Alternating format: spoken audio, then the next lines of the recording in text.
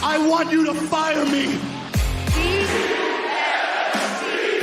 So, what do you guys want to talk about? What's up, everybody, and welcome to Elite POV, where Brian Alvarez can suck my dick. I'm one of your hosts, Phil Cataldo, but you can call me Philium. And yes, Brian Alvarez can suck all the dicks. Wait, what? Because you come after my man Dax. We come after you, you bullshit-ass wrestling journalist. Wrestling journalist, you fucking loser weirdo. I'm okay? out of the loop, so I have no idea what you're talking about. For context, Brian Alvarez clips were shown on Dax Harwood's FTR with Dax this week.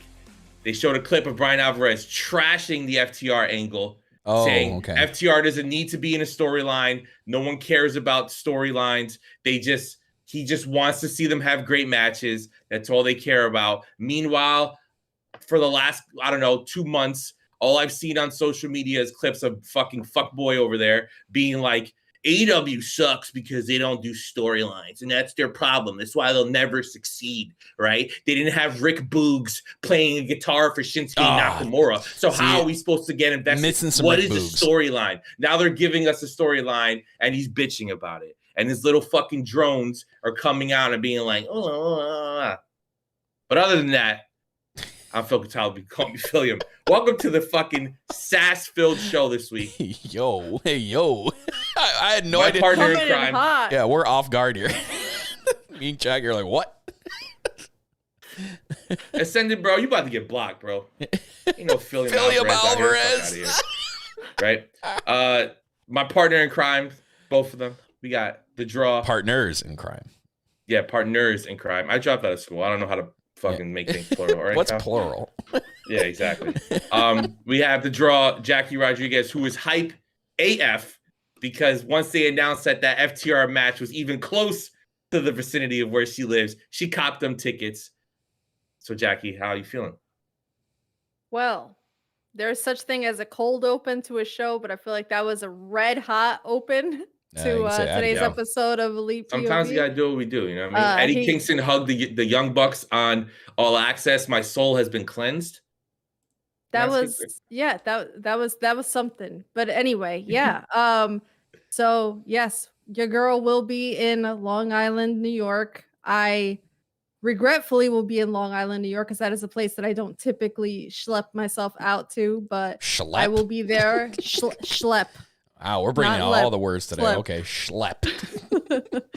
But once the FTR versus Guns match was announced, I'm like, it's close enough. There's no freaking way in hell I'm not going to be there for that match. So I will be 5th row ringside, live in person for that. So yes, the hype and the nerves will be there, but I am mostly hyped. Listen, one of two things are going to happen. Either A, we get to see FTR win the tag belts live, get some great pictures, have some good times. Mm-hmm. Or B, the more likely. Or B, nothing. The more likely, as we're walking out the stadium, as you're schlepping out of the stadium, officially launched the For the Fed podcast. Yeah. For the Fed logo will be dropped. You just drop the logo on Twitter as soon as the match is over. Yeah, I'm just gonna, on some serious shit though, if FTR does lose, the very first thing I'm gonna do is take a selfie like this. Yeah, for the Fed. For the Fed. For the Fed. No, the funny thing is I'm in section 2, and the way that the vantage point is, Phil's seats are like directly facing towards me, so he's gonna have eyes. Seats. I'm up top. He's gonna have eyes on me the whole day. You're not that far up top. Stop lying. He's in the 300s, like way against the back wall. So he's gonna have perfect vantage point of me. If I get to rush and jump the barricade, he's gonna have the perfect viewpoint for that. Kyle, basically, my seats are so far back. I'm watching the show at the Prudential Center. You're at Grand Slam. Yeah, I'm at Grand Slam. You're on the roof. He's at Arthur Ashe.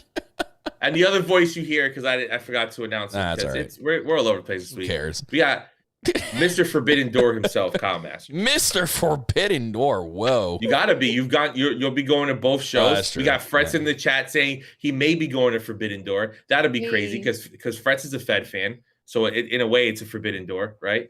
Yeah. But hi, Kyle. How you doing? I'm doing all right. We would like to wish everybody a happy Supercard of Honor weekend.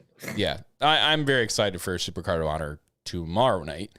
At the time of recording this, I'm very excited for the card itself. They have built, and we were joking off air of how this card was built, but they built one hell of a card for tomorrow night, and man, you're going up against, was it WrestleMania SmackDown? What the fuck they calling that shit? Yeah, I don't know what the fuck they call it now. So we're gonna get WrestleMania. Was it WrestleMania Raw this week? No, I think it was just Raw. I think WrestleMania Raw is Monday. We joked about WrestleMania Money in the Bank, WrestleMania SummerSlam. But like they're living up to it, man. They're living it up to it. But it's I'm excited for Supercard of Honor. It's been an interesting week. Dynamite was interesting. We'll get into it, but some more interesting notes is that you guys talk about next week you're going to the Long Island show. Next week you guys are also going to be part of the Tony Khan has a big announcement show, because that's going to be one of those shows. Ay Dios. I hope it's like a legitimate big announcement. Big announcement, guys. We changed that light over there from blue to red. Whoa. Listen, for Tony Khan's sake and for his safety, for his well-being, I hope to God this man makes a UK announcement, because I think Carrie might throw hands. She is being so patient, but she cannot take no more. She has a counter on her phone. So it's funny. She knows how many days it's been since the announcement that they haven't. It's funny you say that, because today, or a date. Today, Tony Khan was interview was released today from Tony Khan, and in it, he was asked about the AEW in London show, and this was a quote from him: "That announcement about AEW in London is coming very, very soon. I don't want to say exactly when, but believe me, it'll be very, very soon."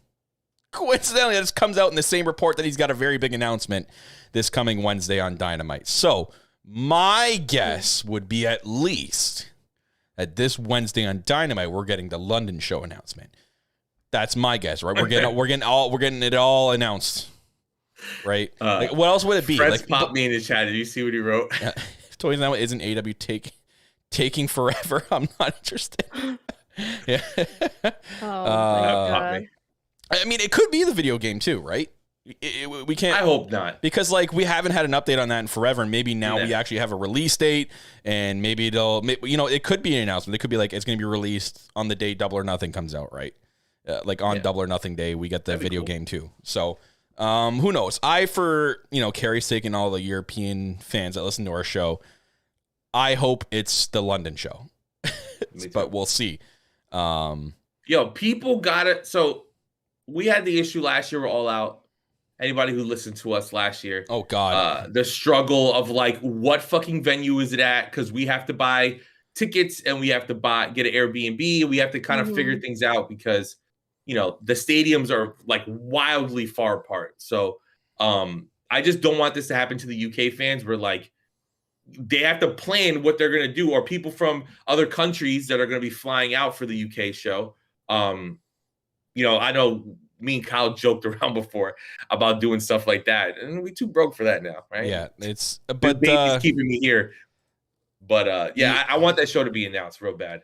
Yeah, and I think it's good. There's going to be more of a leeway. I think last year there was a lot of other factors at play with the venues, because I think from what I remember, it was a toss-up between where it was going to be last year, and they weren't sure if it was going to be at the Now Arena or the United Center. So now I assume, we just got the Double or Nothing announcement, last month?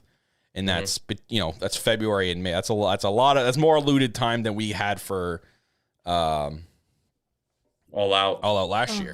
So my guess is, if they're going to announce the UK show next week, it's going to be, I think, because it's their first overseas show.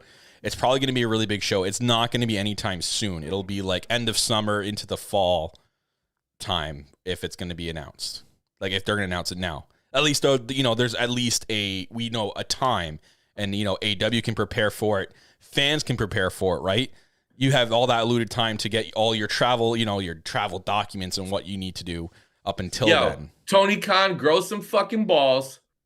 What? All Out in London. What is happening? Let's do it. All Out in London. Let's go fucking crazy, bro. We don't need to go back to Chicago anymore. CM Punk is fucking slowly losing his mind. I mean, they were going there before that, though, before Punk. I know that, but I'm just saying, like, let's take a break, okay? And let's do something crazy. Let's go to All Out in London. You know what? It would make sense for it to be not too much into the fall, right? If weather is going to be a thing. But hold up. That's the other thing too. Everyone's assuming it'll be freezing over there. But Hangman Page won the title in a blizzard. Okay, right. But everyone's assuming. Don't stop nothing. But everyone's assuming right off the bat that it's going to be Craven's Cottage. We don't know what's going to be Craven's Cottage. Yeah, he owns that field over there, but that doesn't necessarily mean the first show over there is going to be at Craven's Cottage. That's a huge show, right? He could be looking at the O2. He could be looking at another venue that's indoors, right?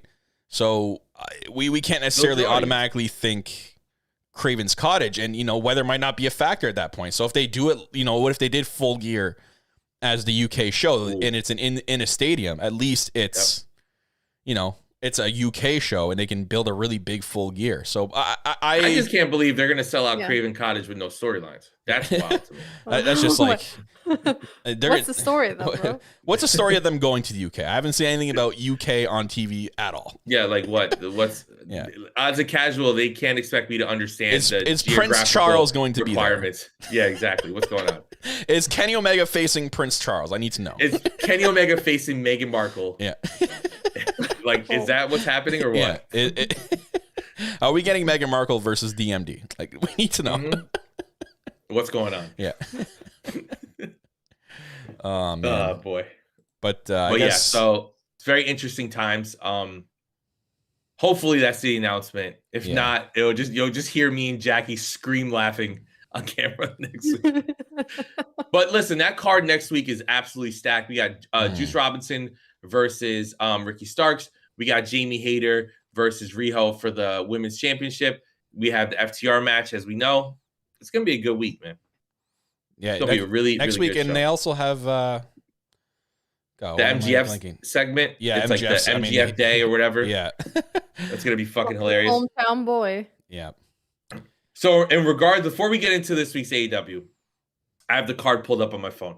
Let's talk about this Super Card of Honor card. Okay. So it is a super card of honor card. Yeah.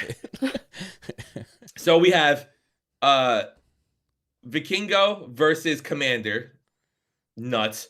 We have a Reach for the Sky ladder match with Drilistico and Roos, The Kingdom, Lucha Brothers, Aussie Open, and Top Flight, which, holy fuck. We have a match no one cares about. The Embassy versus AR Fox, Blake Christian, and Metalik. At least it'll be fun to watch, but like, what's the story? Who cares? Yeah. What's the story? Have Wheeler Yuta versus Shibata. Yeah, but what's the story? Okay, let's get fucking nuts, right? We have the match that's going to make everybody cry. Samoa Joe versus Mark Briscoe for the TV title, which we would assume Mark Briscoe is going to win, right? And then we have Claudio versus Eddie Kingston for the title. And then Tony Khan is at home and he's like, you know what? It's WrestleMania week. Everyone's talking positively about WWE. It looks like it's going to be 2 decent nights of wrestling with some great matches mixed in there, right? Let's get fucking crazy, Jackie. Let's do this line real quick and let's make a fucking announcement. All right? Let's go nuts and let's randomly announce Tanahashi versus Daniel Garcia. You know what? There's not enough wrestling on the show. Let's put some more wrestling on the show. I feel like Tony Khan called WrestleCon and was like, all right, what Japanese guys are there? Okay, Shibata's there. Tanahashi's there. Cool. Both of them are being booked on the show. Tell them not to get on the plane. Tell them to get down to California. They're booked. And it's heavily rumored that the match for the women is going to be Athena versus Yuka Sakazaki. I think I said that right. Yeah. I hope I said that right. Yeah, you got it right. It's going to be a fucking banger, right? So it's like he's going nuts. Like, you know what I mean? Nate, it's okay you're late, Nate, because Tony Khan actually just booked another Japanese guy for the show as we're talking. Okada is going to fade now. Actually, dude, imagine. Speaking of New Japan, some people, obviously the Jay White was trending today, and I was curious as to why. Some people are slide up. There's a few predictions. So the reason why he was trending was one, there's like the news of like WrestleMania has a few surprises. So obviously people are like, oh, Jay White for sure. I hope, but at the same time, in his defense, I hope it's not him because the crowd's not going to know who he is. So at the same time, people are like fantasy booking and thinking he's going to come out at the end of the Ring of Honor World Championship match. Ooh, I would love him in Ring of Honor. Holy fuck. Yeah. So, but who knows? Fred's Forbidden Door is like a long way away. Yeah, it's not until the end of June. Yeah, I don't think it would wait that long. No. If he shows up, it'll be either Dynamite or the Fed. I would love the Ring of Honor. That'd be really cool and a really big pop. And it's something you could see because Tony Khan's like, he's going up against WrestleMania weekend. What better way than to have Jay White show up at Supercard of Honor? The conversation. You know what I mean? Yeah, exactly. Mm-hmm. So it's something that could happen, and not necessarily mean he signs with Ring of Honor. He just shows up, right? But do you guys think that Tony Khan is fucking crazy enough to put the belt on Eddie Kingston this weekend? Yeah, I want him to so bad, and like I'm fucking here for it. I think they're both gonna lose their belts this weekend. Oh wait, no, Shibata doesn't make sense. Never mind. Wait, you thought I thought you meant Joe was gonna lose his belt. Well, you meant the two. Okay. I forgot. I actually forgot. I forgot who Okay. Yuta was facing. To be honest. Okay. Yeah, Yuta's facing Shibata. I mean, Shibata can have it and then just lose it. That's right true. after. Yeah. But I think for sure Eddie Kingston's getting his world championship finally, and he's going to be Ring of Honor world champion. Oh my God. Which is going to be great. And shout out to tonight. I think Fred said it earlier. Fretzer Ascended. They were like, also tonight, it's a huge, while we're doing this, we have the Impact New Japan show. Oh, that's right. That's happening right now. Show. Yeah. Yeah. Multiverse of something, which is, look, their card looks incredible. I can't wait to go back and watch it. It's a great weekend of wrestling. We like to poke fun, but I'm actually watching WrestleMania this year. I didn't watch last year. Some of the storylines, man. AEW just got to tell more storylines. Did I see that correctly? And they're doing John Cena and Austin Theory is the main event night one. So according to people, it's been announced that they're the opening match of night one. So they put them biggest on the poster, which makes no sense. But they are the opening match, and the main event. That for sure warrants okay, yeah, but what's the story kind of thing, right? That for sure warrants that comment because obviously, if you look at night one's card, the ultimate story is that should be your poster, right? Yeah, that's what's selling right now. Or Charlotte and Rhea. It's going to be one of those two matches. But like I said, it's going to be a fun week of wrestling. If you're in LA, have a lot of fun. WrestleMania week's a lot of fun. It's the most fun doing WrestleCon, doing all these indie shows or other companies that come in like a Ring of Honor, like an Impact, like a GCW, or like Spring Break is going on and fucking Kota Ibushi's on the card. Like, what is happening? How does Joey Janela get Kota on a fucking Spring Break card? But it is just absolute madness, and it's always a great week, WrestleMania week for wrestling. You know what? And if you were in the area, like we talked about earlier, I mean, it might be too late to get tickets now, but we got Dax live podcast, which is pretty cool. I know this ain't a Fed show, but if thinking about what I just said, I think they are going to do, you know what they're going to do? Because they're now teasing lots of surprises. Cena's going to do the job, and he's going to lose to Austin Theory. Now, that's going to be the main event of night one, but it's going to be a fucking squash. And that's when Jay White comes out. Yeah, but no one's going to know who he is, bro. WrestleMania No weekend. one's going to pop. I guess you get the fans, but like it's a stadium full of people. I don't think a stadium full of people are going to know who Jay White is. They did it with Cody. And Cody wasn't there for years. But Cody had already been there, so yeah. But like, fuck. Do you think the 80% of the casual fans knew who the hell Cody Rhodes was? Listen, it's gonna take at least 3-4 days of WrestleMania week for them to decide on the terrible name they're gonna give Jay White. Okay, Whitey J is beating Austin Theory on Monday. John Black. 100%. John Black is 100% beating Austin Theory on Monday. And listen, everybody, if Austin Theory is the main event, it proves to you that you can be a sexual predator and still main event of WrestleMania. Hey, yo. When you got one behind the scenes.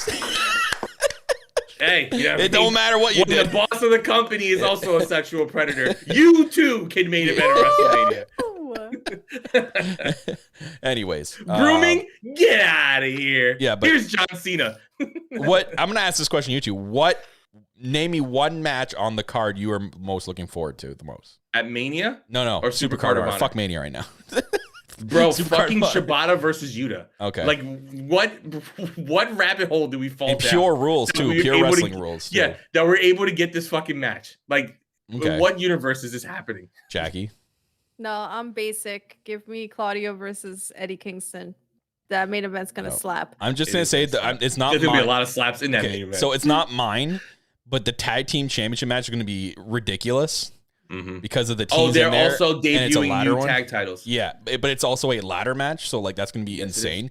But myself is going to be not ready for Vikingo and Commander to just absolutely do every single flip imaginable off anything that's standing in the ring. That match is going to be absolutely nuts. Like if you guys think back to like Ricochet and Ospreay. Oh my fucking God. That's what this match is going to be. That's what it's going to be. They're going to go ballistic. And my thing is like, what if, because Tony Khan did a press conference for today or some shit. And he said that Will Ospreay was supposed to be on the card, but he got injured. Phil's there. He's like, hey, Clark Malarkey. Cuckful Wrestling. Clark Malarkey, hi. Clark Malarkey. Cuckful Wrestling. Cuck Pro Wrestling. Tony, why are the women only having one match still? Fuck.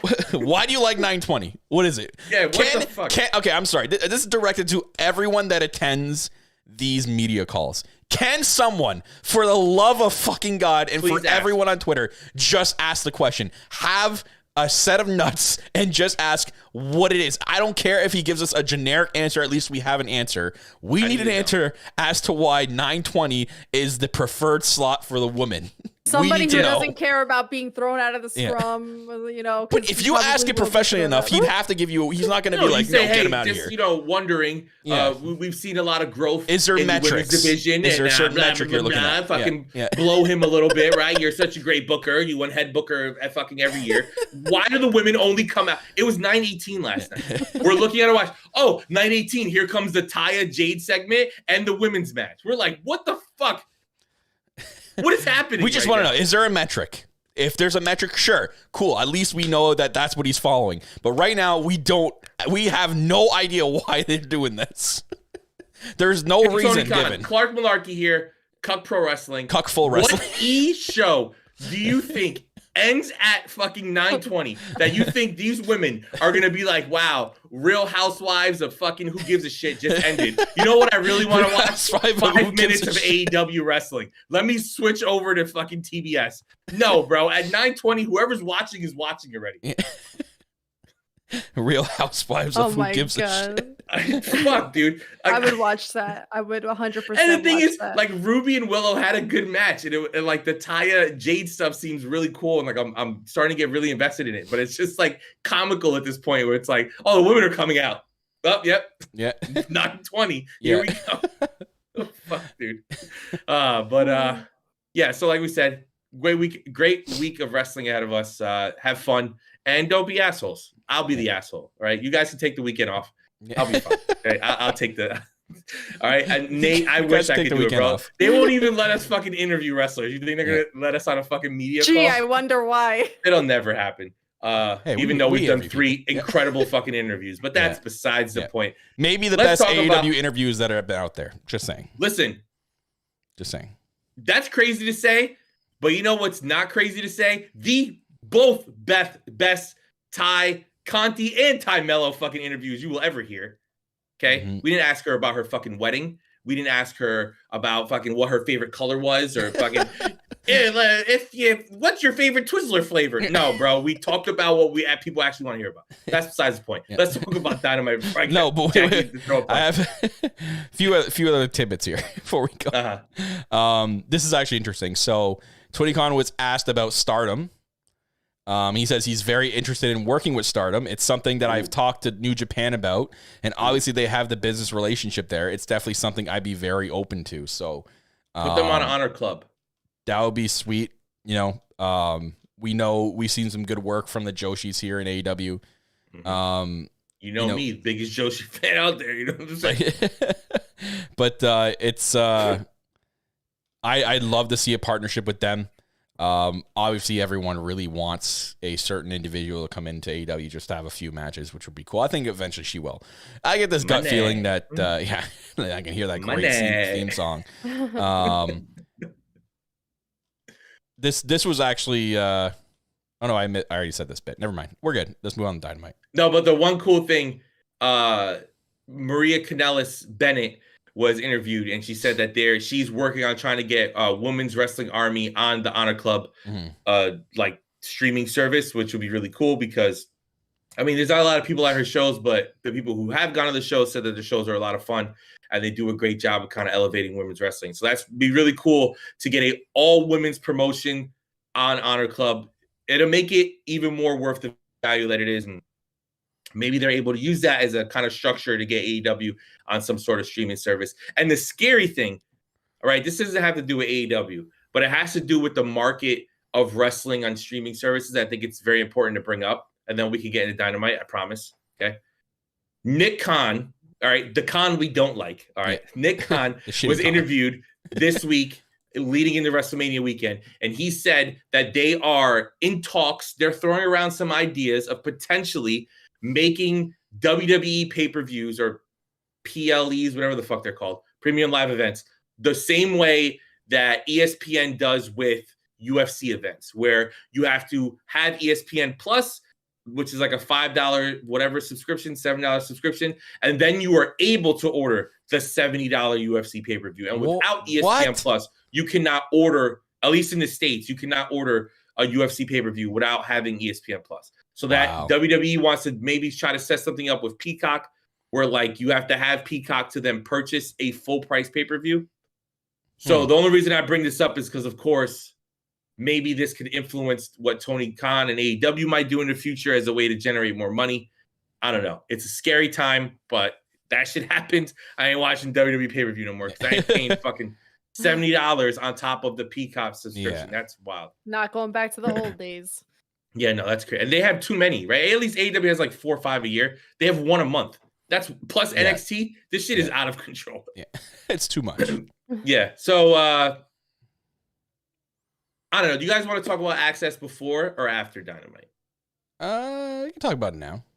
Okay. I mean, I didn't watch it yet, but you guys. So Kyle hasn't gone to watch it because, of course, in Canada, after Dynamite aired, they aired something else, right? Like it wasn't. Yeah, I didn't get to. We don't get TBS up here, so I have to find somewhere someone put. There's a bunch of wrestling sites that put like they'll put the full pay-per-view on them after, and I'm sure they have the All Access show on them. I just have to go take a look. Yeah, I'll try to look for you to try to find one. But me and Jackie did watch it. We watched it together, and so Jackie, what were your thoughts on the first episode of All Access from last night?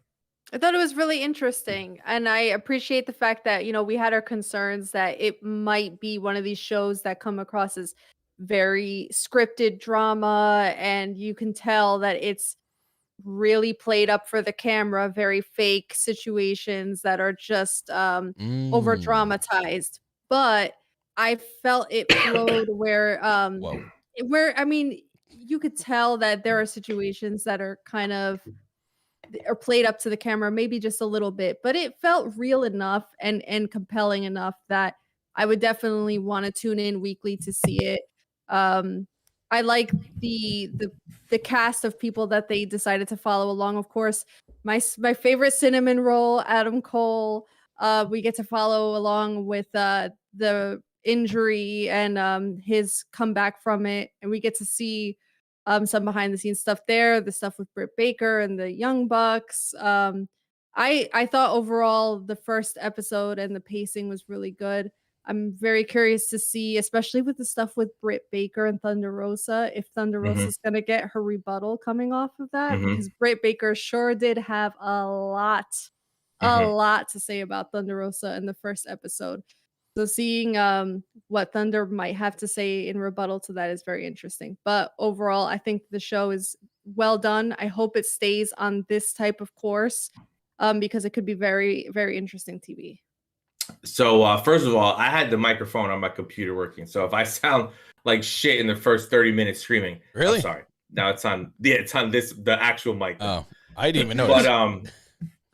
So my thoughts on it are, so it was a good episode, right? I tweeted earlier in the day yesterday that I was really afraid that it was going to be more Total Divas than WWE 24 in a sense of like, it's going to be clearly like drama they're creating for the show. It's going to be like, let's film this scene or refilm a scene that happened where it's like, this is clearly fake. Like, that's not, like, I always think back to the one where I try to watch Total Divas in the beginning, where it was like Eva Marie dyed her hair with color she wasn't allowed to, and it became a storyline where in real life she would have gotten fired. Like, WWE doesn't play that shit. They're so strict. So I was afraid that AEW was going to do stuff like that to kind of get the casuals in, like, oh, this is drama, this is good.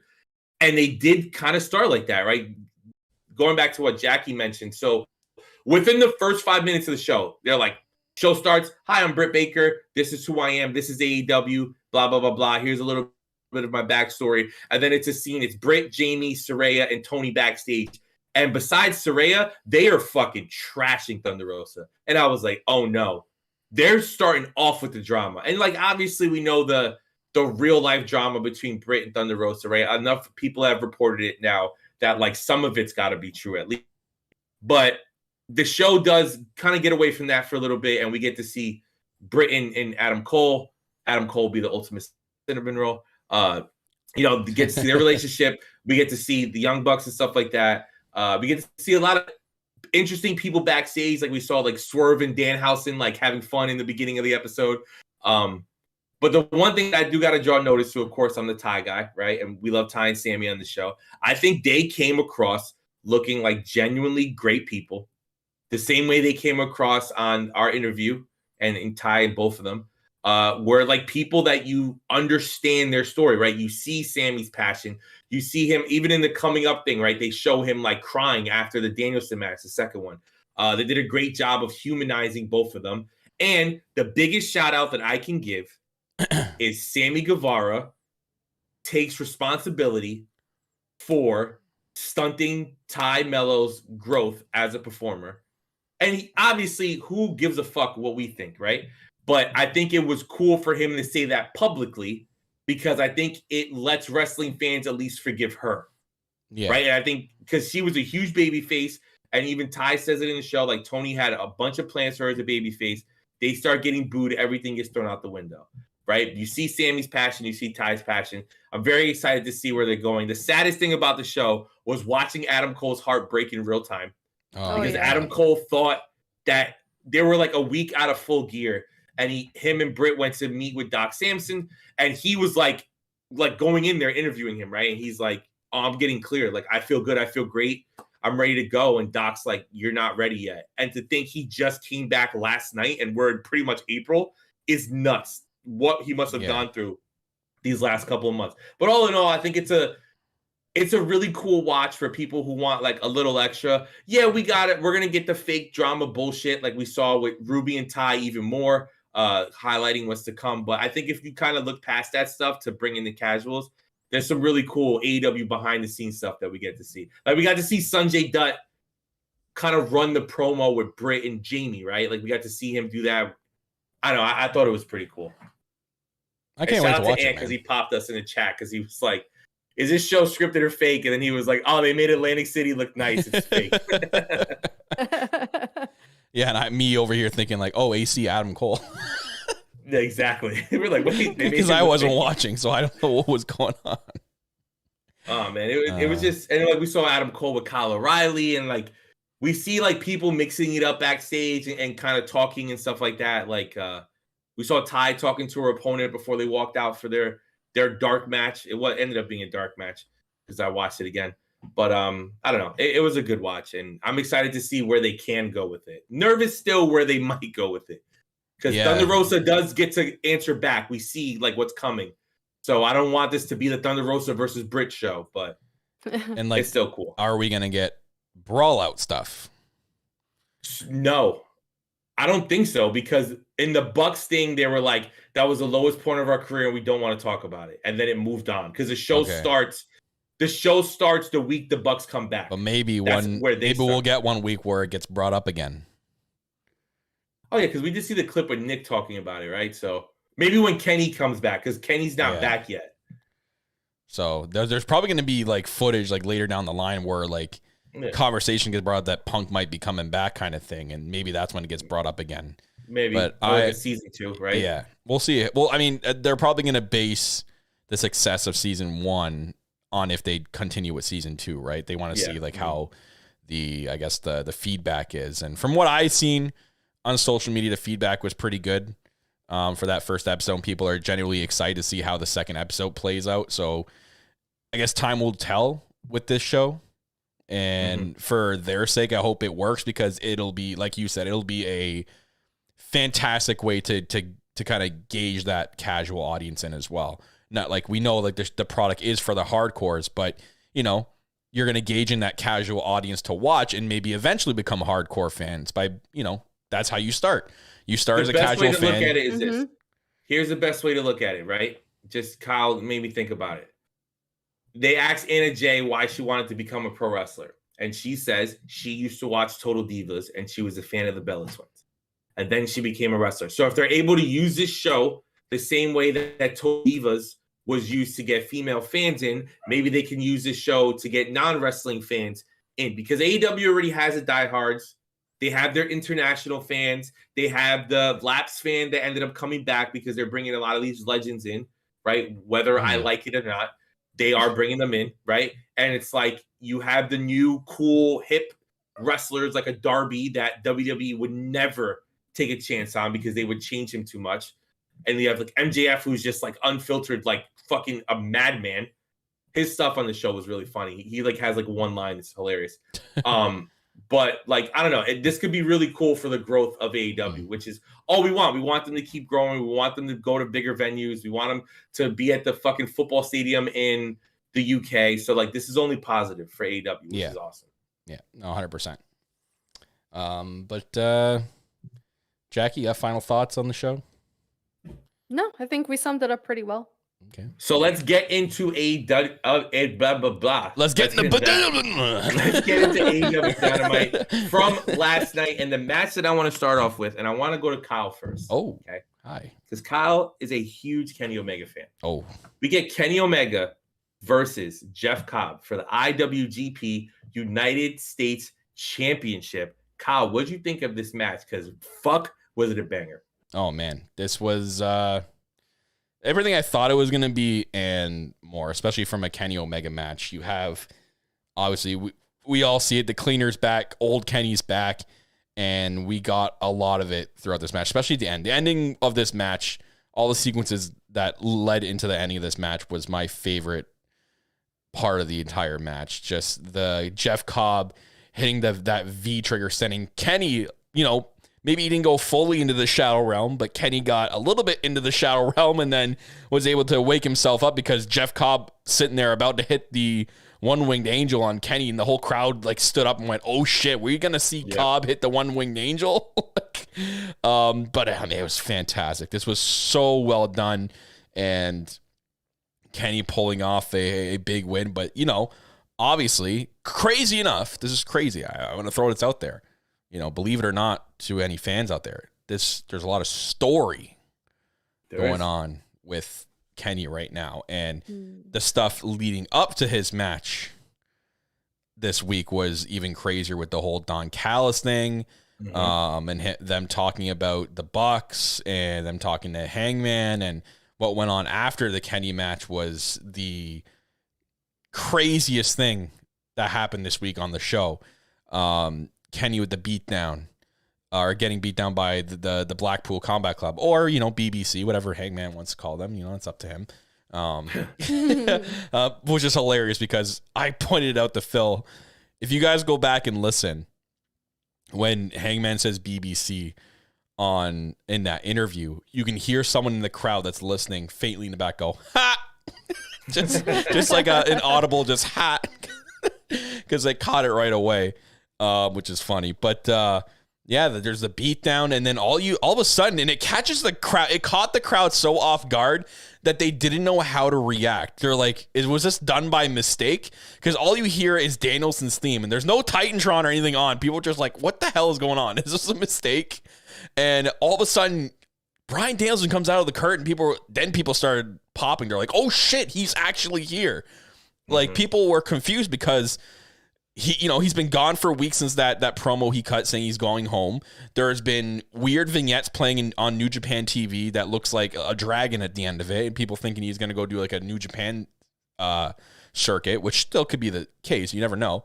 But yeah, he comes out and the crowd's going nuts, and they're like, fuck it, we're going to yes anyways. And they're all doing the yes thing. Yep. And he gets in the ring and he's telling all the Blackpool Combat Club members to, no and stop it. And people are like, oh shit. So Danielson's going to help Kenny Omega. This is a nice twist to the story. But then at the same time, everyone's holding on to that. Oh, where is he going to turn? Is he going to turn? When's it going to happen? When's it going to happen? People are waiting. They're waiting. As soon as Kenny turns his back and tries to hit Wheeler Yuta, freaking Bryan Danielson squares up and then hits the Busaki knee kick. And oh my God, that was like I popped huge. That was the coolest moment that they did. Well, I had to be silent because I was ahead of Jackie and Phil, so I had to mute my mic, but I was popping when he hit it. And I remember I was like, oh, this is weird. What's Danielson gonna do? And Kyle's like, oh, just wait for it. I'm like, let me know. I'm like, let me know when you get to it. But it was so cool. That was so well done. And now the Blackpool Combat Club are just these absolute asshole heel faction that it reminds you almost like a little bit of like the heel Shield, right? Like back when they were just like running around just being destructive, right? That's technically what they're doing. They're running around being destructive, beating the shit out of the Elite, beating the shit out of people backstage. They accidentally, Moxley hit Don Callis, and then Don Callis, not really knowing his surroundings, I guess on his way down, he hit his head literally on the TV pole. And he cut himself open legitly on his head.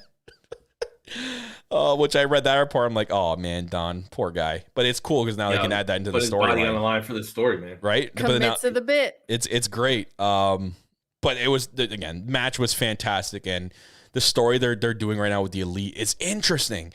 It's so interesting now, even more interesting now with the news this week that Matt potentially tore his pec. Could be out for a while. Yeah. He could be out for a while. Bicep. And he could be out for a while. So like, what do you do? Like what's the injury? What's the recovery time on a torn bicep? I thought it was torn. I thought it was a torn. No, I don't think it was a torn bicep.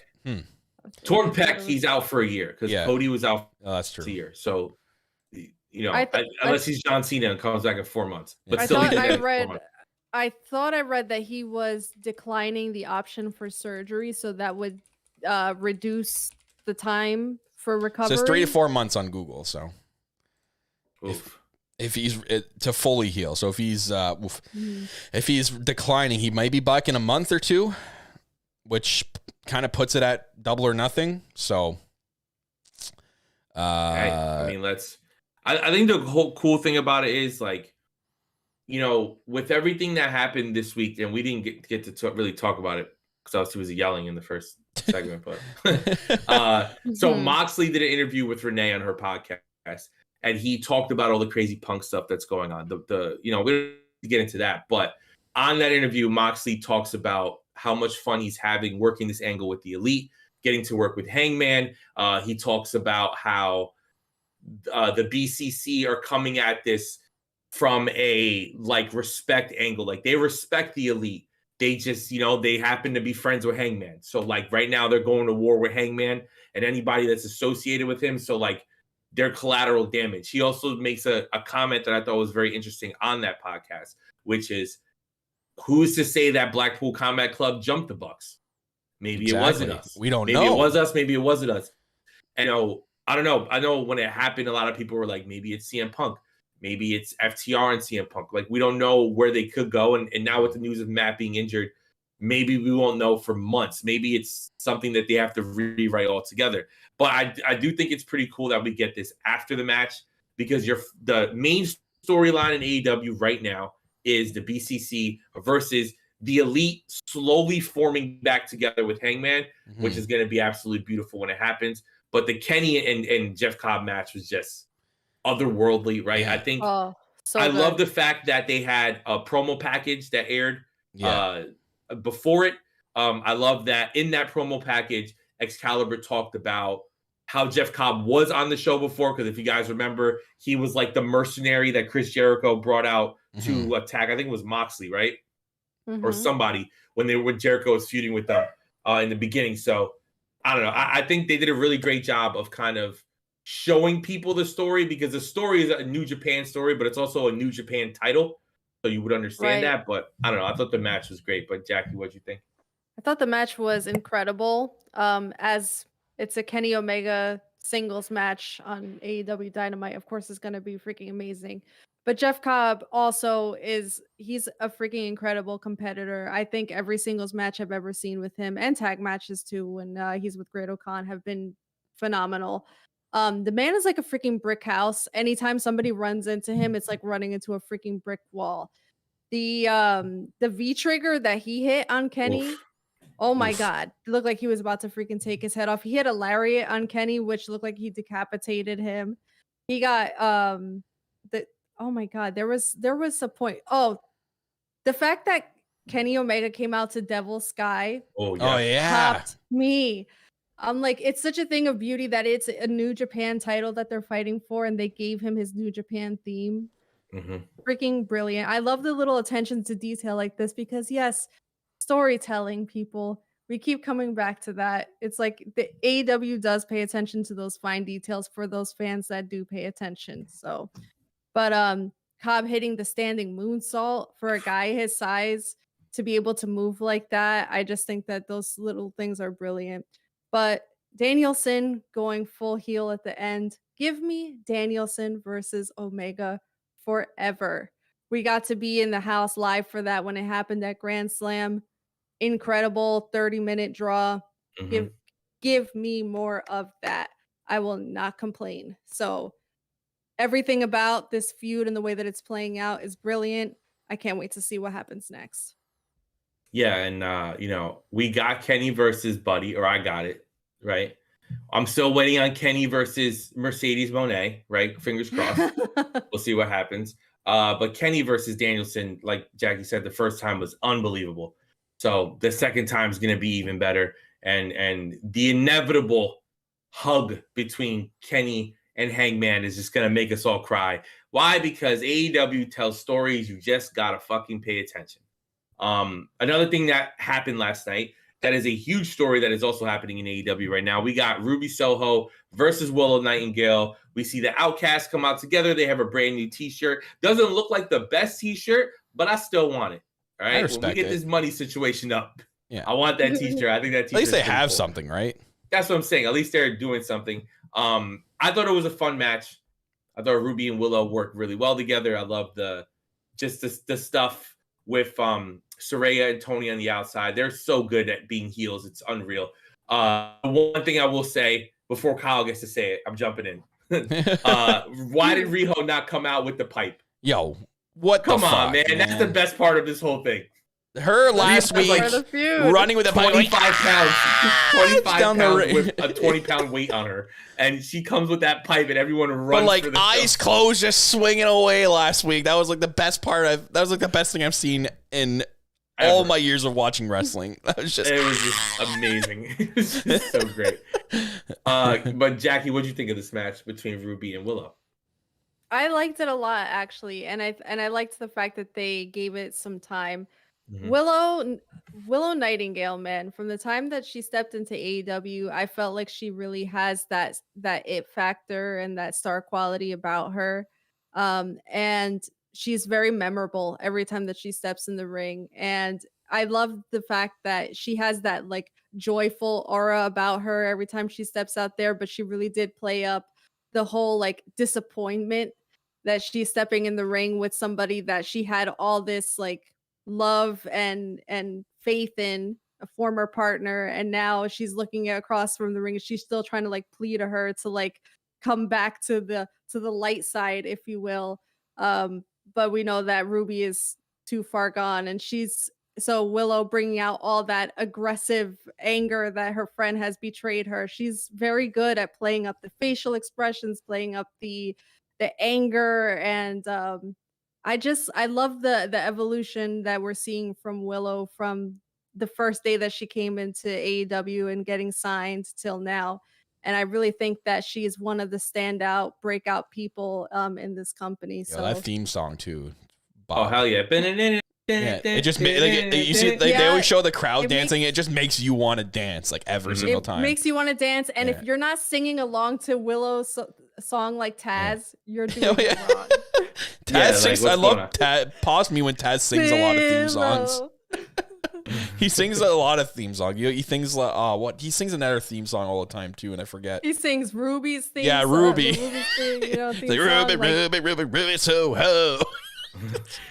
But no, Willow is that girl. I'm very team Willow in this situation. But no, the Outcast, everything about it. I think they're doing this and they're playing it well. Even though we kind of ask ourselves every week, like, are the Outcasts getting another person involved? Are they evening the score? Like, is it going to be a 5-on-5, or are we getting just the three main people? I feel like they have to. They kind of have to like get. Well, I think the biggest question is when they get those two other people, are they going to also be a part of the Outcast? Or are they going to be like, hey, you're on our team, but the three of us are the Outcasts? You know what I mean? Because then it can kind of open up for more possibilities, right? Because we've talked about it before. Like, why don't they add Ty or why don't they add Anna? But the issue is Ty and Anna's an original. Ty is technically an Outcast, even though she's been here for so long. And she was only really in NXT for a little bit, so she can kind of be an original too. She kind of feels homegrown. Yeah, exactly. She feels homegrown.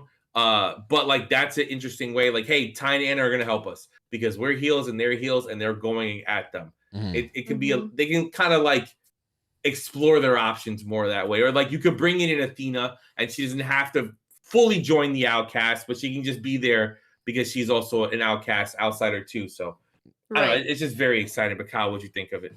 Yeah, like they'd have to even up the playing field now, right? You're out. The heels are outnumbered. Clearly, they're going to be bringing in people. They're not going to stay outnumbered. They're not going to take enough of this shit. Like I mentioned last week. Okay, we need to. This better be a last week where they have a match and they beat down someone, and then Riho's now with just no pipe this week, but Riho's coming out for the save. It's like, yeah, we get it. We got to stop doing this now. Now is the time. I know you're probably trying to string things along, but maybe do the opposite this time. Maybe have it where you do that and you don't have the heels run away. They're just getting outnumbered, or there's a situation where like another heel, like you have to find a way to now introduce, because now it's weird. You don't normally see this. It's usually like you get the heel team formed first, and then the babyface team forms, and you add the members as the heels get the advantage. More the babyfaces join the fray. So now it's you have to kind of spin it in a different way this time. This time the heels are outnumbered, and you have to find a clever way and a creative way to introduce newer, heels to team up with the Outcasts. I don't necessarily think no one's going to join the Outcasts, but just kind of help them along to face the baby faces. So it's going to be interesting to see how they do it now. If it's going to be a backstage thing or an in-ring thing, or maybe the match gets sets up and, the heels say like, oh, we'll be bringing people in, don't you worry. And then we don't get to know until the match itself, because we know this is ultimately leading to blood and guts, right? So... yeah, I'm interested. We'll be very interested to see what they do next week with Jamie and Riho. Exactly. So now, please, you can't do what you did this week. You can't, Jamie wins, retains, and then they beat down Riho, and then it's Sky Blue and Willow running down the ramp this time, and then the baby and the heels run away. If you're going to do that, have the heels run away, but then have the babyfaces get blindsided from behind on the other side of the ring by two other people or one other person or something like that. You know what I mean? Get a new member in there. Here's what's going to happen. Ready? It's going to happen in Long Island because Phil can't have everything he wants. There's got to be a balance, right? We get a great show. We hope and pray FTR wins those belts. But how is Tony Khan going to balance this to piss me off, right? Here's what he's going to do. Everything Kyle said is true. Jamie and Riho are going to wrestle. They're going to shake hands and be like, we respect each other. The Outcasts are going to jump them, beat the shit out of them. Baby faces come down. Outcasts run away. Two people attack the ring. Athena and Nia Jax. I'm putting my fucking head through a wall. Stop it. It's not going to be Nia Jax. Why would you say no. that? Why would you even? Nia Jax debuts. She's all elite. I put my head through a fucking wall. No, it's going to be the beautiful siblings. It's going to be both of them. Oh my God. If it's going to be both the of Bella them. twins, right? Yeah. If it's the Garcia twins and it happens. The beautiful siblings. The crowd goes quiet and you hear one person go, oh yeah. It's me. It's going to be Phil. No, you got to, it's quiet. You got to yell, the beautiful siblings. Let's go. Let's go, baby. I'm going to yell, Nikki, pronounce your married last name. Yeah. Here, look at me. Chevech. Artem's last name sounds like he plays fucking hockey. That was the pop, Jackie, and she didn't pop. Well, I'm going to go jump off the bridge now. Thanks, Jackie. Bye, Jackie. That's fine. Thank you. Yep. Well, you're welcome. WrestleMania weekend, you can't even pop on my jokes. You hate to see it, you know? You hate to see it. You really hate to see it. So to start the show, we get Jungle Boy having a match that honestly I barely even remember who he faced, let alone what happened. Matt Hardy. Yeah, that's why. He wins. Cool. Everybody has a good time. The interesting thing I think, however, is what happened after MJF comes out and they get into a promo segment that honestly I think went a little bit too long, given the fact that Jungle Boy just had a fucking match out there. It was like a 20-something minute segment between the match and the promo. Why not just have the promo? I mean, they're giving alluded time to at least that's the other story they're building. They're building the Elite, obviously, in BCC, and then the four pillars, right? They're building the future of this company. At least it's that, and it's not Jeff Jarrett getting 20 minutes out there to talk after this match. Listen, Kyle, man, you know how to make me happy. Yeah. But so the cool thing so MJF cut him and Jungle Boy go back and forth with the promo. The one thing that stood out to me, of course, is MJF bringing up Anna Jay. I was talking to Kyle and Jackie recently. Like, are they even still together? Because they don't post anything. Are they just keeping it private or whatever? So it was cool to see MJF kind of bring this up. Given the fact that like Anna's a heel in Jericho's faction and Jungle Boy is like the ultimate baby face. So that even MJF to bring it up that's the thing that's going to get under Jungle Boy's skin to attack them. But I don't know. I thought it was a really cool promo segment, even though, like I said, I felt like it went too long. Mm-hmm. But what'd you think of everything, Kyle?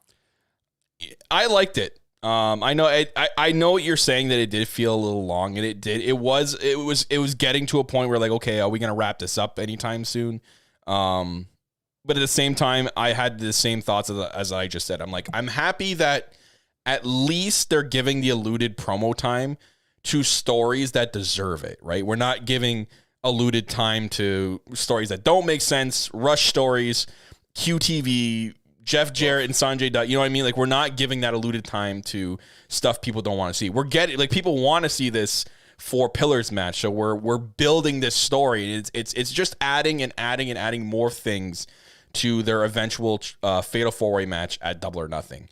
It's all going to be worth it by the time we get there, and this is just part of it, right? We're gonna go through these spurts where there's probably going to be very long promos to build the story even more, and I was all for it. And maybe they could have cut it down a little bit, sure, but at the same time, I liked it. I loved the whole Anna Jay name drop and MJF being the dick that he is, just digging in deep into Jungle Boy and.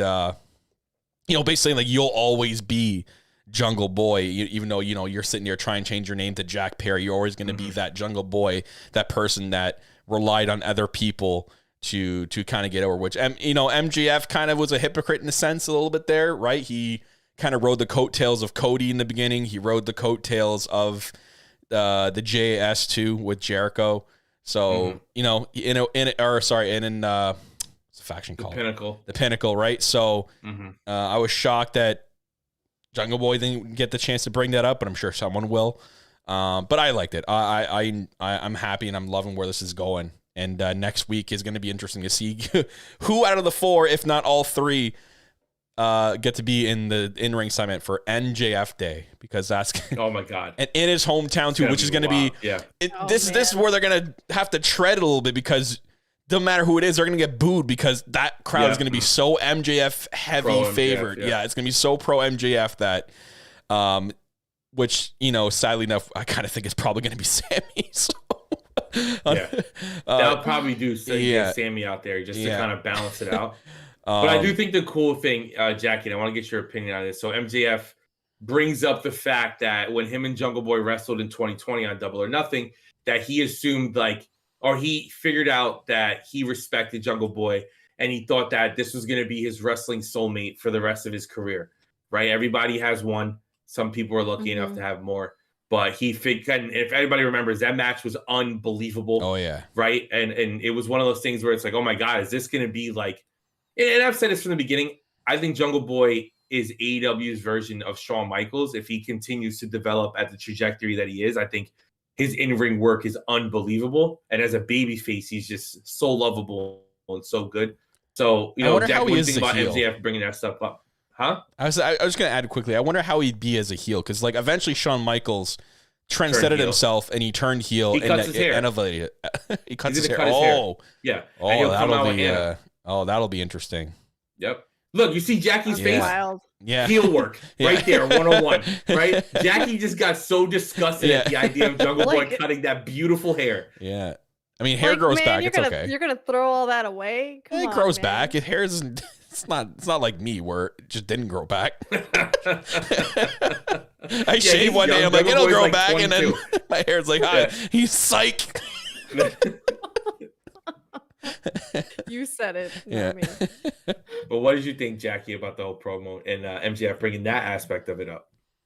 Oh, I thought that the whole promo segment was very interesting because you're seeing two of the younger guys and the whole backbone of what AEW was supposed to be built off of was the youth of wrestling and building from the ground up. And some of the stuff that MJF was saying, and he's like, after that match, I gave you some advice and I told you nice guys finish last and to drop your friends. And had you listened to me, you might have been where I'm at now. Because 3 years later, I'm the top guy and you're just Jungle Boy. And he's basically shit on his whole life. And it was the typical MJF shtick. And Jungle Boy hit him back though, and he was like, I'm gonna continue to do it my way, and at least I won't wake up every morning alone and hating the person that I see in the mirror. And I'm like, damn, they're still taking shots at MJF and his girl. Which is the nicest way anybody can say, at least I don't wake up feeling like a fucking bitch. But it was Jungle Boy, so he said it in such a nice way. Well, he also said it in a way dude, we haven't forgotten your girl left you and I still got Anna J. So regardless of what you want to say and you want to trash talk me about, you want to throw my girl's name in there, at least I got a girl. So yeah, right. At least I'm getting something. He should have pulled a Will Smith and be like, keep my girl's name out of your mouth. Pay the fine. Yeah. Bro, the pop that the MJF would get, not MJF, the pop that Jungle Boy would get if he curses. Right. What do you say? I'm gonna beat your ass or some shit. The crowd was like, ah. Yeah. Oh, he said ass. Oh no, but MJF hit him back and he was like, "Oh, congratulations! It only took you 3 or 4 years to learn how to talk." And I was just like, "Ooh, man, damn!" Because that was a critique that we had of him early on, was that he had all the goods in the ring, but he was not a good promo whatsoever. But I think that him getting those reps in and really getting a chance to get on the mic and develop a character has been working out for him because he has been showing significant improvement out there. And hopefully this feud and getting the 4 pillars out there is going to continue to grow all of them and show that this new crop of talent has what it takes to put on that main event level pay-per-view status on their own without needing that without needing the prior talent to help them out. Yes, it's a good point. Speaking of kind of younger talent that's still growing, even though Adam Cole is a huge star, we get the return of Adam Cole versus a nice young star in Daniel Garcia in the main event of the show, which was interesting. At first you're like, it makes no sense, right? Shouldn't it be the Kenny versus Jeff Cobb? But then you're like, or me, I'm like, duh, Adam Cole's going to win and they're going to roll right into All Access. So it makes the most sense. The funny thing that I do want to bring up before we talk about how good this match was, because the match was really good. The fucking absurdity of having confetti fall. Yeah, yeah. What was that about? Listen, I've watched All Access twice now, as I said.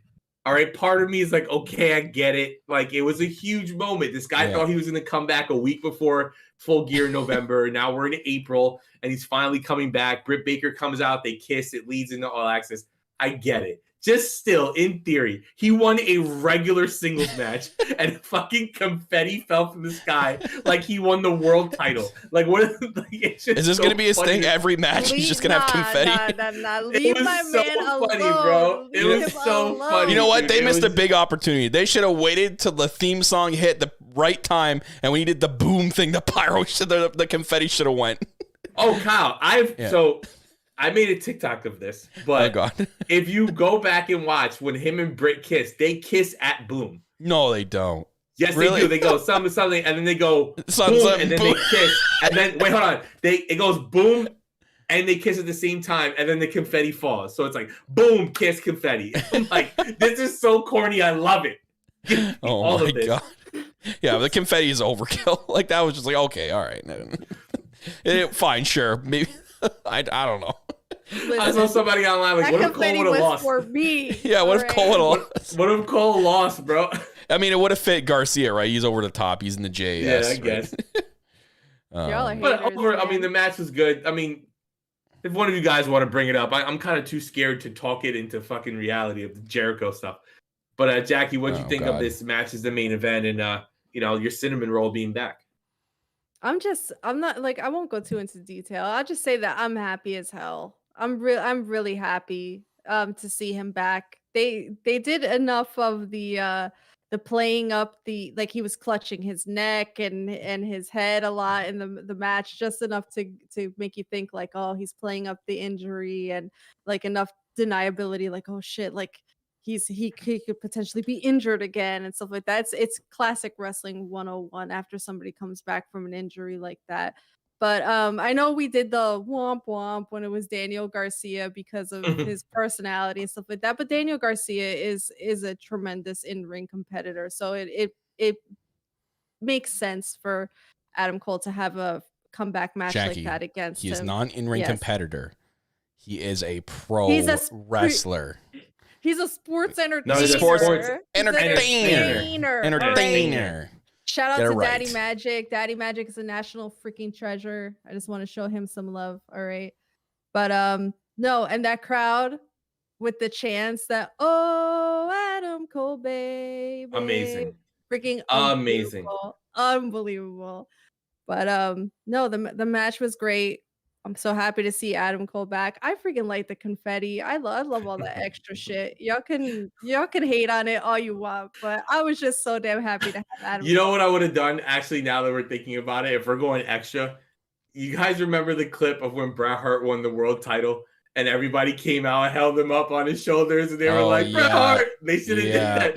The whole locker room should have came out and been like Adam Cole and pointing at him and shit like. You're damn right. They should have had Cody's pyros go off. Oh my god. Yo, did you hear the nonsense that guy said about his pyro saying like, that it wasn't his even idea. in AEW it wasn't my idea. Like, get out of here. You're telling me it wasn't your idea. Stop it. Get out of here, bro. He had the most pyro in the fucking Eastern Seaboard. Yeah, that wasn't you. Yeah. I didn't notice. Oh yeah, Adam makes a good point. Lift him and Britt up. And they could kiss his ear. They could do that. P.S. I want y'all to know that I got blamed for Jericho coming out at the end of the night because I made the mistake of saying that Daniel Garcia wrestling in this match was a very bad red flag for me, that Jericho might pop up and that could be a potential start to a feud because it had JAS written all over it. And then as soon as Jericho popped up, Phil was like, Jackie, this is 100% your fault. Your fault. So I'm sorry. What have you become? Judas in my mind. Look at you. How dare you? Wow. How dare you? Okay. Big pop. Yeah. Pop the boy. My bad, y'all. Yeah, it's all Jackie's fault. But Kyle, what do you think of this main event segment? I know you're a huge Adam Cole Undisputed Era Paragon guy. Oh, give me some Paragon, man. Bring that shit back.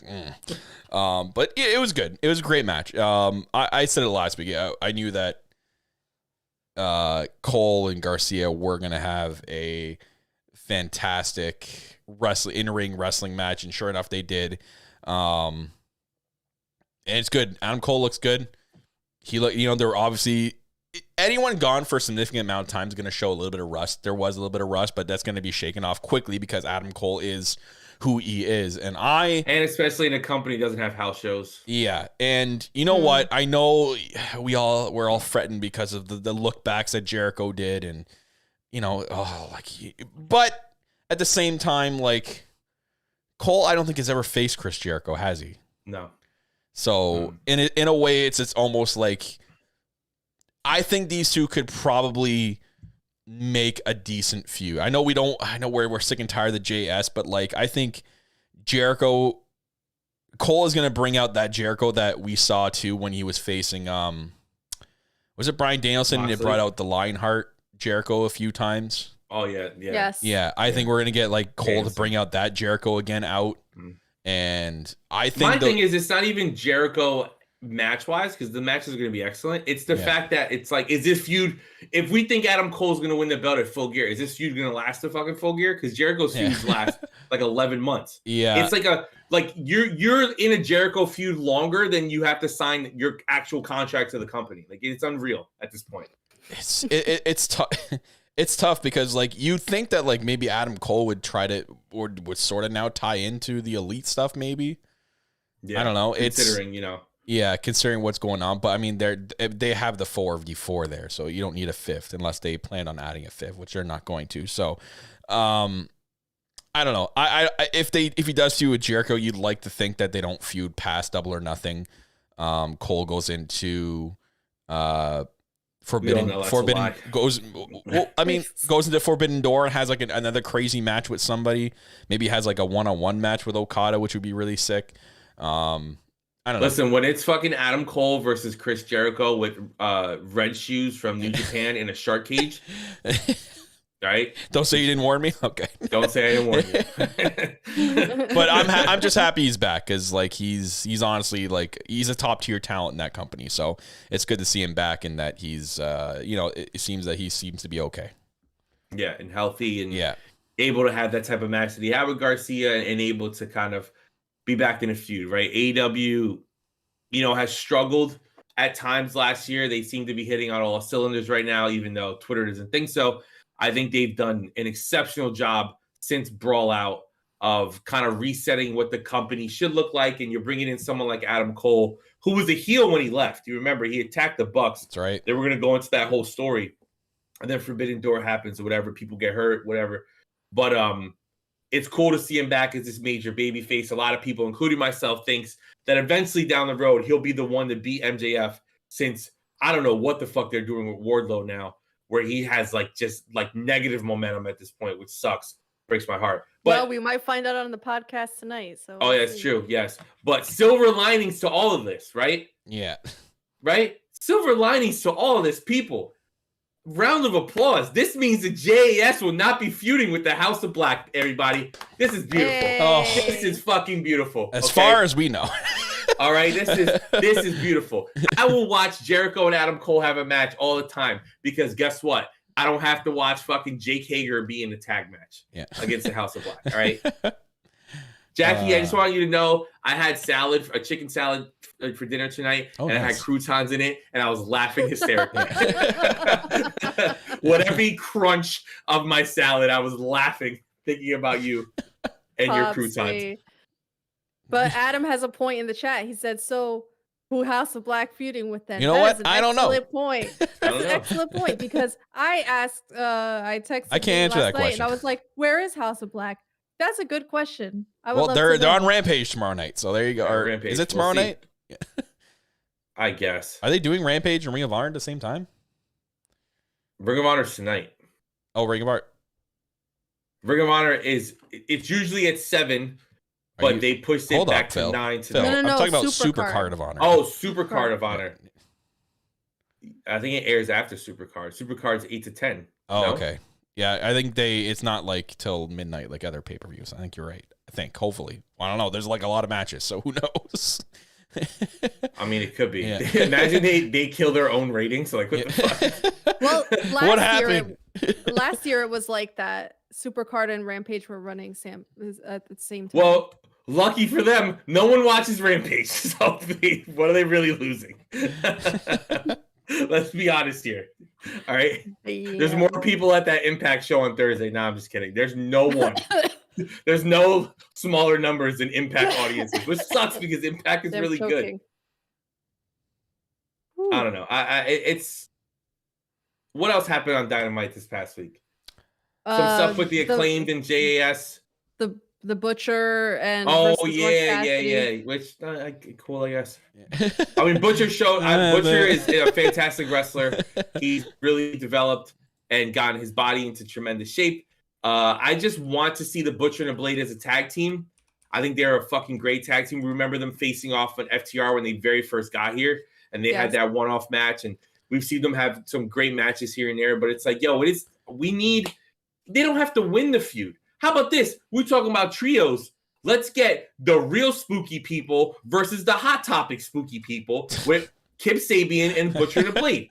There we go. But and then you have Penelope and Julia Hart, because I hate to say this because I'm a huge fan of hers, but Bunny is always injured.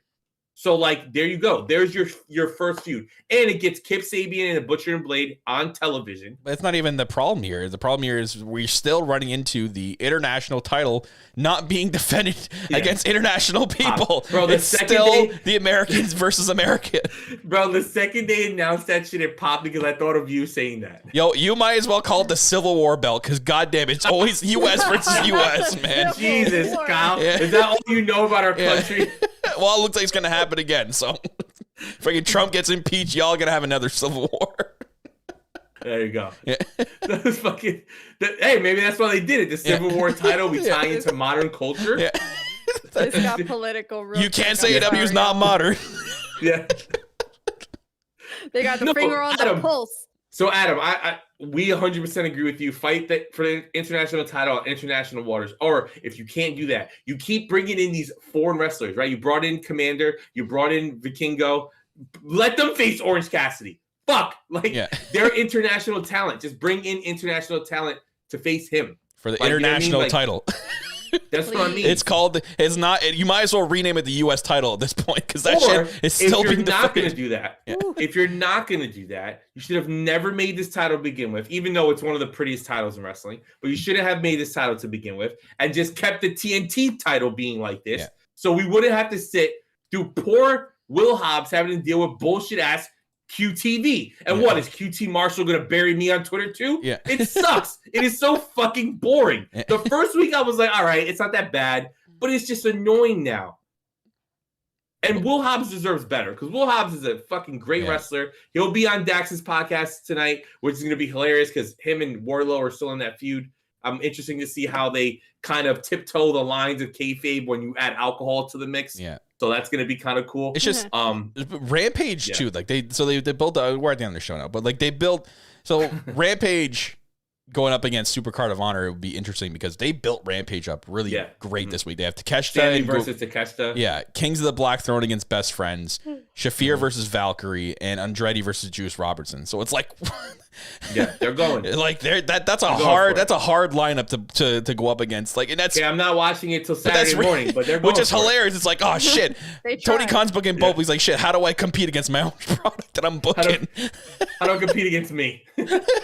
I'm such a good booker.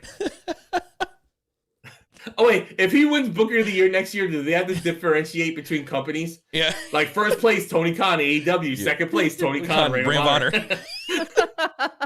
I think so.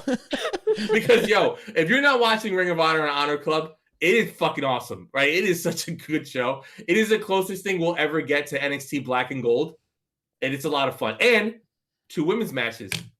Wow. Right, 2 women's matches. Shazza McKenzie versus Miyu. Yeah, I mean, Tony Khan said more women's matches are coming, but he didn't say what show. Good point. What? I'll give you 2 women's matches on the show on Dark. Yeah, on Ring of Honor. Hey Tony, Tony Khan, Clark Malarkey here. Cuck Pro Wrestling. Cuck Pro Wrestling. CPW. I just want to know. So we asked you to highlight the women more, and you said you were. Why is it that you're only highlighting the women on All Access and not on the actual fucking show? All right, I don't understand. Britt Baker is the main character on All Access more than anybody. But fuck it. This is true. Funny shit. But it was a great episode of Dynamite. There was some other stuff in it, but Literally only one. There's only one other thing we didn't talk about, and that was just the Acclaim or Matt Menard and Luke were trying to they're trying to get the Acclaim to join the JS. It's really which is not going to happen, but circling the drain to see what they have with like what they're going to do with the Acclaim next. Now that they're hopefully moving on to FTR with the tag titles. I hope if FTR does win next week, they revive. They revive the tag division. Wow. And they kind of reset it and kind of get everything back in order. And then hopefully, fingers crossed, hopefully, fingers crossed, if Santana is close to coming back or like maybe a few months away, by the time they come back, they can reignite the PNP and FTR feud that we were supposed to get when they were in the Pinnacle. If you listen to Dak's podcast, you know. If you don't know, go listen to that podcast because it's heartbreaking. But that would be really cool. And can we get best friends doing something? Because Trent and Chuck are so good. They need to be doing something other than losing. Yeah. Even though they need to lose to House of Black because everyone needs to lose to House of Black, so I'm happy. That's my thing. You know what I mean? Yeah. Yeah. Any closing words, Kyle? Fuck the Fed. Wow, Kyle. I'm sorry. Wow. I'm sorry to everyone that watches. I'm sorry. Just imagine. You know, Jackie. Hi, I'm Sam Roberts here outside of WrestleMania. Sir, what do you have to say about this year? Whoa, Roman Reigns. No, not even. They're gonna hand the microphone to Kyle. He's gonna be like, honestly, I'm just walking to WrestleCon and fuck the Fed. I'm gonna be like Can you imagine that? I'm gonna be like the fucker right in the guy and just fuck the Fed. Fuck the Fed, bro. Fuck the Fed. But sir, you're here for WrestleMania weekend. Yeah, WrestleCon, bro. Fucking lit. Yeah. I get to meet Shibata or whoever the fuck is Japanese wrestler. Sir, I have an important meeting. Go away. Yeah, get away from me. Jackie, any final words? Oh, I was just about to sip my water. My bad. Final words. Dynamite was great. Supercard's gonna be great. We're gonna all watch it together. It's gonna be a lot of fun. And I'm prepared to have a heart attack next week in Long Island. So if Phil has to carry my dead body out of the arena, just be prepared for that. I hope but Jackie, you know what's the best part about next week? That I don't know if you realize, Rampage is live next week. So no Rampage after, baby. Yeah. We're just going to get to enjoy. We get to go home. We get to go home at like 10:30 after they carry the FTR over to the Fed. Oh, wait. Maybe they're losing in Long Island, close to Connecticut. Hey, oh, that makes sense. Just saying, they got to sign their contracts. All right. Maybe they're going to team them up with White Jay. Or John Black. All right, I don't know. Randy Orton's coming back soon. There's rumors he'll be at WrestleMania. Maybe. I don't want FTRKO. I don't want to lose solely on the basis that I don't want to have to go change in my background. All right. Hey, you never know. FTRKO. Bro, like I'm a huge FTR fan. The last thing a nightmare would be them going back. But like, part of me would love. Jackie, did you see FTR's match this week? Like, bro, I had to sit through fucking Omos versus fucking Tozawa in a ninja costume, doing a pie eating contest. Like, what the fuck am I watching? To FTR versus whoever in a 5-minute match. Please don't curse at me like that, bro. Anyways, it's gonna be if you guys see us in Long Island, don't say hi to me. Say hi to Jackie, but don't say hi to me. Let me walk to my seat and enjoy my $47 chicken fingers and fries. Okay? No, his 40-year-old pretzel. Yeah. Oof, yeah. Some of them are good, but most of them are not. But thank you guys for listening to another episode of Elite POV. And remember, fuck you, Brian Alvarez.